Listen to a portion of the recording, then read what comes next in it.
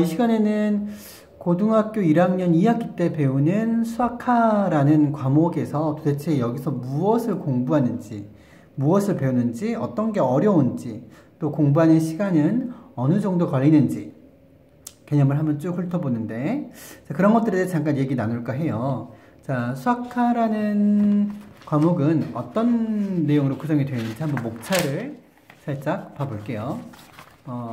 네, 여기 있네요.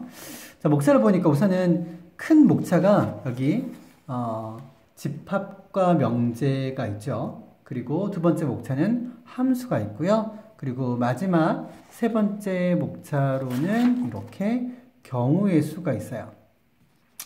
자, 경우의 수는 지금 내용이 아주 조금밖에 없죠. 예전에는 확률과 통계라는 과목에 있었던 내용인데 지금 이쪽으로 내려왔어요. 그래서 지금 수학상에 비해서 내용이 좀 적지 않나요? 실제로 책 두께도 더 얇아요. 그래서 첫 번째 집합과 명제, 두 번째 함수, 세 번째 이 경우의 수.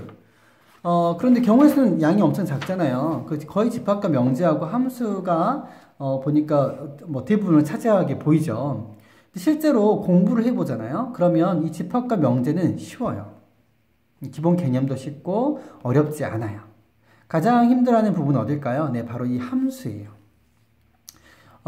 저는 이 수학에 대해서 얘기할 때, 특히 중고등 수학에 대해서 얘기할 때, 함수가 수학의 3분의 2 정도의 영향을 미친다.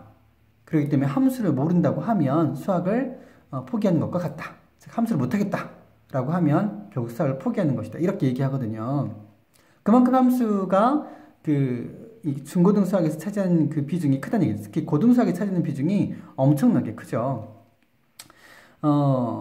그러면 결과적으로 집합과 명제는 솔직히 금방 개념을 할 수 있어요. 이 함수에서 함수가 무엇이고 함수와 그래프의 관계, 또 그의 여러 가지 함수들, 뭐 합성함수, 역함수 이런 것들에 대해서 이제 배울 건데 실은 이것을 배우잖아요. 그럼 이것이 나중에 이제 뭐 여러분이 유리함수도 배우고 여기서 유리함수, 무리함수 또 나중에 뭐 삼각함수, 지수함수, 로그함수 이런 거 지수함수, 로그함수 다 배울 건데 여기서 배웠던 이 함수의 개념을요, 그 나중에 배우는 함수에서 다 써먹어요. 즉, 지수함수의 역함수가 무엇인지, 뭐 로그함수의 역함수가 무엇인지, 또, 역함수를 어떻게 구하는지, 또 합성함수의 문제들이 엄청나게 많이 나오거든요. 또 이게 1대1 함수인지, 뭐 1대1 대응인지, 뭐 블라블라 엄청나게 많아요. 그래서 각각의 함수에 대한 그래프들을 다 공부하게 돼요. 거기에 관한 기초 내용이 바로 이 함수거든요.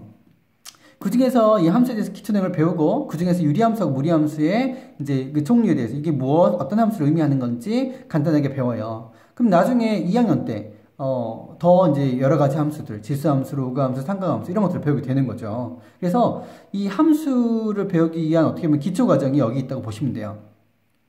우리가 중학교 때 배웠던 2차 함수, 또 고1 때 배웠던 3차 함수 이런 것들이 다 뭐예요? 유리함수에 들어가죠. 거기서 또 중학교 때 우리 분수함수 x분의 1이라는 거 그런 거 배웠잖아요. 실은 그런 게 분수함수에 들어가요. 그것도 유리함수에 들어가거든요. 그리고 여기 무리함수. 자, 무리함수도 처음 배우는 거잖아요. 루트 x. 뭐 이런 거죠. y는 루트 x 같은 건데 이런 것도 여기서 처음 배우게 돼요. 그래서 이 함수 부분이 어떻게 보면은 여기서는 가장 어렵게 느껴지고 중요하다고 할 수 있어요. 집합 명제는 개념을 잘 정리하면 솔직히 어렵지 않고요. 말에 대한 해석들, 이 명제에서는 뭐 P면 Q다 이런 말에 대한 해석, 역과 대우 이런 말에 대한 해석, 모든 어떤 에 대한 부정 이런 해석들이 중요하거든요. 그런 것들은 그렇게 어렵지 않아요. 그래서 함수가 제일 중요하다는 거. 그리고 세 번째 여기 경우의 수가 있잖아요. 경우의 수는 중학교 때 배웠던 여러분 중학교 때 중학교 때 우리가 경우의 수를 배웠어요. 그래서 뭐 주사위를 던졌을 때 1이 나올 확률이 6분의 1이잖아요. 우리 상식적으로 알고 있는데 우리가 중학교 때 배웠던 그 경우의 수에서 그게 확장됐다고 생각하면 돼요. 보면 제목이 순열과 조합이 있죠.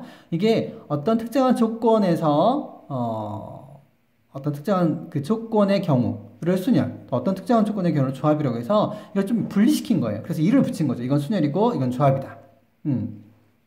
순열은 순서 있게 나르는 경우에 쓰고 조합은 말 그대로 몇 개에서 몇 개를 뽑아가지고 우리가 뭐, 반장, 부반장을 뽑았을 때랑 대의원 2명을 뽑았을 때, 뭐 그런 것들처럼 이제 조건이 좀 다른 거예요. 그래서 거기다 일을 붙인 거예요. 이럴 때 순열이고 이럴 때 조합이다라고 배운 건데 어렵지 않아요. 근데 여기를 어려워하는 친구들은 중학교 때 배웠던 경우의 수가 어려웠다는 친구들은 여기를 어려워하더라고요. 근데 중학교 때 배웠던 경우의 수가 쉬웠다는 친구들은 또 여기를 그렇게 어렵지 않다라고 반응해요. 그래서 중학교 때 그 느낌이 그대로 이어져 오는 것 같아요. 중학교 때 거기 어렸던 친구들은 여기는 결국 말에 대한 해석이거든요. 문제가 다 문장으로 나오고 막 이렇게 나올 건데 그거를 어떻게 해석할 수 있느냐가 중요한 것 같아요. 그래서 이렇게 세 개의 챕터. 그러면 이 세 개의 챕터를 집합과 명제, 함수, 경우의 수를 하는데 한번 내가 쭉 개념서를 뭐 정석이든 개념원리든 뭐 바이블이든 수학의 셈이든 뭐 이런 개념서를 한번 쭉 훑어보고 싶어요. 보통 훑어보는데 어느 정도 시간이 걸릴까? 이렇게 많이 물어보거든요. 보통 제가 해보니까 쭉 한번 훑어보고 여기 개념서에 있는 문제, 문제를 쭉 이제, 기본 문제에 뭐 유형 문제, 확인 체크 문제 같은 것들 있잖아요. 그리고 연습 문제, 연습 문제 쉬운 거, 어려운 거 이런 식으로 있는데 그런 거 한번 쭉 이렇게 보는데, 제가 해보니까 한, 6주 정도 걸려요. 6주. 한 달 반 정도 걸리는 거죠. 그 한 달 반 정도에 좀 열심히 하면 개념 원리하고 셈 같은 그런 유형서의 문제까지 같이 풀어요. 근데 이제 열심히 좀 힘들어. 셈 같은 거 유형서 같이 하는 게 힘들면 개념 원리만 쭉 하는데, 그럼 6주보다 더 짧게 걸리겠죠. 뭐 한 달 안에 볼 수도 있고요. 수학과 전체를 보는데. 그래서 수학상보다는 공부할 양이 더 적어요. 더 적은데 함수의 부분은 얼마든지 응용이 되잖아요. 나중에 이제 그 함수의 부분들에 대한 기초 개념들을 다 사용할 거예요. 그래서 수학과를 공부할 때 기본적으로 한 달 반 정도 잡고 공부하시면 좋아요. 내가 그 정도 안에는 다 보겠다라고 계획을 잡고 하시는 게 좋고, 조금 더 내가 뭐 개념서만 본다고 하면, 유형서를 안 보고 개념서만 본다고 하면 한 달 안에도 가능해요. 물론 매일 수학을 한다는 전제 하에서, 그렇죠. 매일 수학 공부를 한다는 전제 하에서 최소 하루에 2시간 이상은 수학을 공부하는 시간을 갖는 게 좋을 거예요. 물론 방학이면 더 많은 시간을 투자해서 한 달이면 충분히 할 수 있고, 좀 내가 게으르게 하면 한 달 반? 더 게으르게 하면 2달. 뭐 이렇게 걸리겠죠. 근데 제가 볼 때는 한 6주 정도면 충분히 가능해요. 유형서하고 개념서를 같이 하는데. 나는 개념서만 쭉 한번 훑어보고 싶다 그러면 한 달 잡고 하셔도 될 것 같아요. 그렇게 공부하면 좀 그렇게 하고 나서 다시 또 훑어보는데 3주, 그 다음에 2주, 그 다음에 한 주 이런 식으로 하면 개념서를 한 5번 정도 볼 수 있어서 아마 개념에 대해서 설명할 수 있을 정도.